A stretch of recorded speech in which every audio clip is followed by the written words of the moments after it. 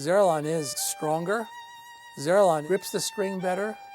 It's a better sound, and at the same time is less scratchy. And it's virtually unbreakable.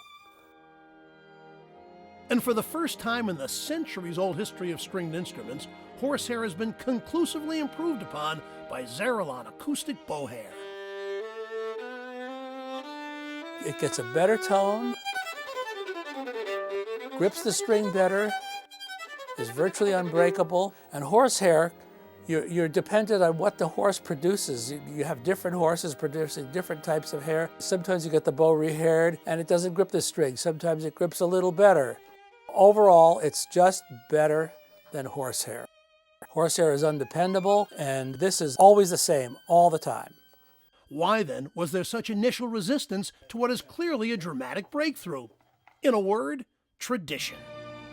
Old music, played on old instruments, in an old setting, with the performers dressed the way they did 150 years ago. And they used horsehair for 300 years, so we've got to use horsehair.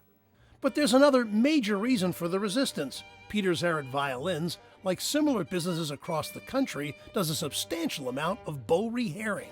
People in the business were so impressed with it that had a negative effect because they were fearful that if they started using it, they wouldn't have any more bows to rehair eventually. It's ideal, for instance, for rental programs where you have a fleet of 5,000–6,000 rentals, and the bows are constantly coming back, banged up with and need rehairs, and this would save you a lot of time, would make it much more profitable for your business.